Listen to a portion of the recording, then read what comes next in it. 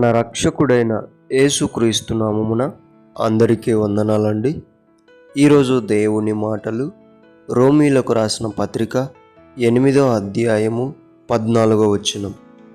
దేవుని ఆత్మచేత ఎందరూ నడిపింపబడుదురో వారందరూ దేవుని కుమారులయుందురు.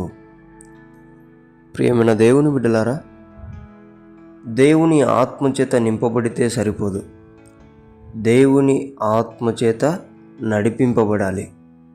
దేవుని ఆత్మచేత నింపబడి కూడా చాలామంది శరీరానుసారంగా వారి సొంతంగా ఆలోచిస్తూ వారి సొంత పనులలో బిజీ అయిపోయిన వాళ్ళు ఎంతోమంది.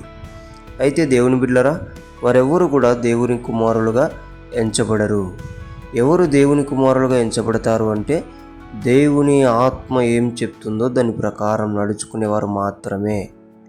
ఆ ఆత్మ నడిపింపులో ఎవరైతే సరిగ్గా వర్ధిల్లుతారో వారు మాత్రమే దేవుని కుమారులుగా ఎంచబడతారు. దేవుని బిడ్డరా, కాబట్టి మనమందరం కూడా మన ఆలోచనలు పక్కన పెడదాం, మన కోరికలు పక్కన పెడదాం, మన సొంతంగా ఉన్నవన్నీ కూడా పక్కన పెట్టేసి దేవుని ఆత్మ ఏం చెప్తే దాని ప్రకారం చేసి దేవుని కుమారులుగా మనము ఎంచబడి దేవునికి ఇష్టలుగా పెరుగుదాం.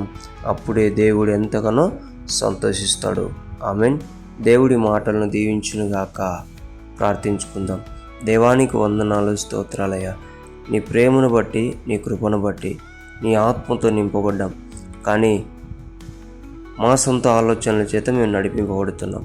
అలాంటి బిడ్డలుగా కాక నీ ఆత్మ చేత మేము నడిపింపబడుటకు మాకు జ్ఞానమును, వివేకమును, వివేచనను, శక్తిని, సామర్థ్యమును, అవగాహనను దయచేసి నడిపించమని యేసు నామములో ప్రార్థిస్తున్నాం తండ్రి. ఆమేన్.